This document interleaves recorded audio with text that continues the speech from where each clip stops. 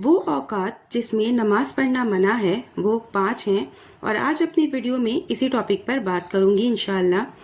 तो अस्सलामु अलैकुम वरहमतुल्लाहि वबरकातुहू नहमदुहु सल्ली अला रसूलिहिल करीम अम्मा बाद।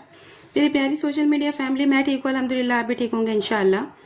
आज अपनी वीडियो में बात करूंगी उन औकात के बारे में जिनमें नमाज पढ़ना मना है और वो 5 हैं। चैनल में नए हैं तो प्लीज़ सब्सक्राइब माई चैनल। तो जैसा कि आपको बताया शुरू में ही कि कुछ औकात ऐसे होते हैं जिनमें नमाज पढ़ने के लिए मना किया गया है। तो वो औकात कौन से हैं, आइए हदीस से समझते हैं। बुखारी मुस्लिम की हदीस है, अबू सईद खुदरी रजी अल्लाह अन्हु से रिवायत है कि रसूलुल्लाह सल्लल्लाहु अलैहि वसल्लम ने फरमाया, असर की नमाज के बाद कोई नमाज नहीं यहाँ तक कि सूरज डूब जाए, और फज्र की नमाज के बाद कोई नमाज नहीं यहाँ तक कि सूरज निकल आए।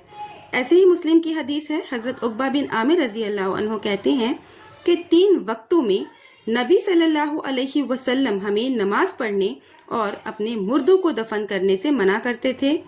पहला वक्त जब सूरज तुलू होता है यहाँ तक कि वो बुलंद हो जाए।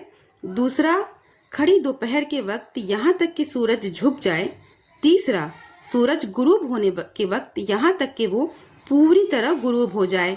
अगर सूरज रोशनी साफ और बुलंद हो तो असर के बाद नफिल नमाजें पढ़ना जायज़ है। अबू दाऊद और नसई की हदीस है, हजरत अली बिन अबी तालिब रजी अल्लाह अन्हु कहते हैं कि नबी सल्लल्लाहु अलैहि वसल्लम ने असर के बाद नमाज पढ़ने से मना किया है यहाँ तक कि सूरज बुलंद हो। इन 5 औकात में फ़र्ज नमाजों की कज़ा जायज़ है। इसी तरह खाने काबा के तवाफ़ के 2 रकातें और सबब वाली नमाजें जैसे तहियतुल मस्जिद, तहियतुल वुज़ू, जनाजा की नमाज और सूरज ग्रहण की नमाज वगैरह इन औकात में पढ़ी जा सकती है। फज्र की नमाज के बाद फज्र की सुन्नत कज़ा की जा सकती है। इसी तरह असर के बाद ज़ोहर की सुन्नत पढ़ी जा सकती है। मस्जिद हरम में हर वक्त नमाज पढ़ना जायज़ है।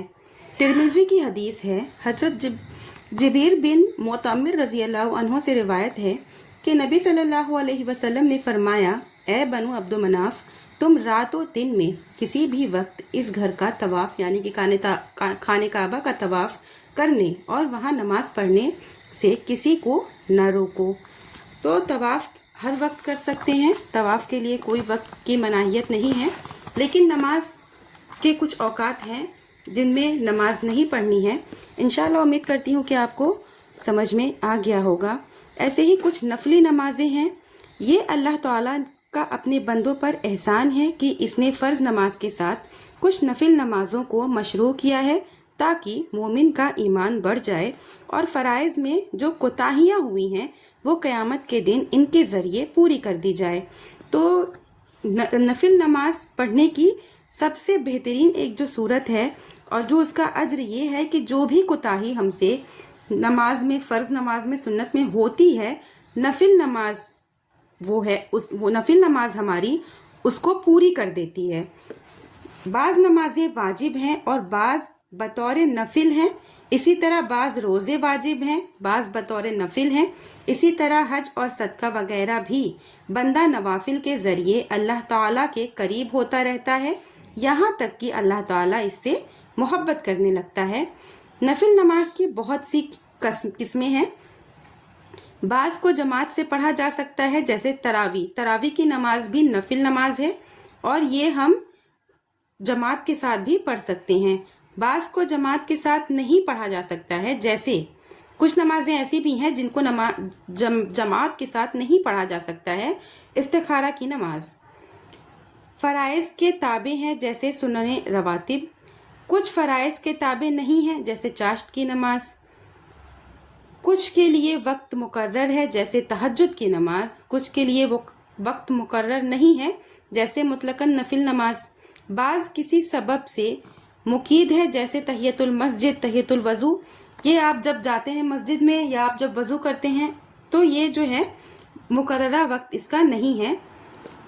किसी सबब से पढ़ी जाने वाली नमाज ये भी जैसे तहियतुल मस्जिद, तहियतुल वज़ू, यानी कि जो 5 वक्त की नमाज हम पढ़ते हैं मस्जिद में जा कर के, उन नमाज़ों को ان نمازوں کا ہمیں وقت پتہ ہوتا ہے کہ ہاں ہمیں پڑھنی ہے، تو اس ٹائم میں ہم تحیۃ الوضو، یعنی کہ ہم جیسے فجر کے لیے وضو کیے اور ہمیں یہ بھی پتہ ہے کہ ہمیں فجر کی نماز جماعت کے ساتھ ادا کرنا ہے، تو ہم مسجد میں گئے تو ہم نے تحیۃ المسجد پڑھی۔ بعض کچھ نمازیں ایسی ہیں جو ہم خود ہی پڑھتے ہیں، نوافل، کچھ مؤکدہ ہیں جیسے عید کی نماز، استسقاء کی نماز، کسوف اور وتر کی نماز۔ کچھ نماز ایسی ہیں جیسے مغرب کی نماز سے پہلے نفل نماز پڑھنا۔ یہ کچھ نمازیں ہیں جو نفل ہوتی ہیں۔ آپ کو سمجھانے کی بس یہی کوشش تھی کہ نفل نمازوں کی کچھ قسمیں ہوتی ہیں۔ نفل ہیں جن کا جو طریقہ ہوتا ہے اس طریقے پر اسے ادا کرنی چاہیے۔ یہ بندوں پر اللہ تعالیٰ کا فضل و احسان ہے کہ اس نے ان کے لیے ایسی چیز کو مشروع کیا ہے جس کے ذریعے وہ اللہ سے قربت حاصل کر سکتے ہیں۔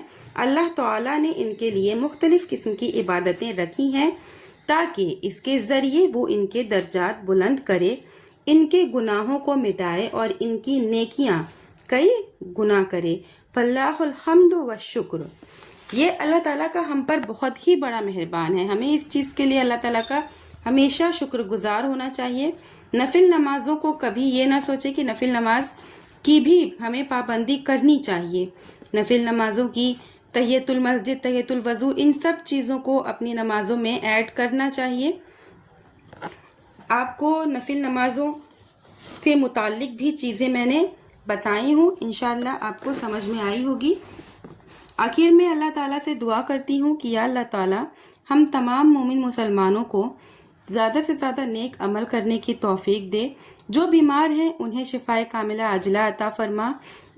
مومن مسلمان جو بھی جس شہر بھی جس دیش میں بھی پریشان ہے، مصیبت میں ہے، اللہ تعالیٰ اس کی مدد کر اس پر رحم فرما۔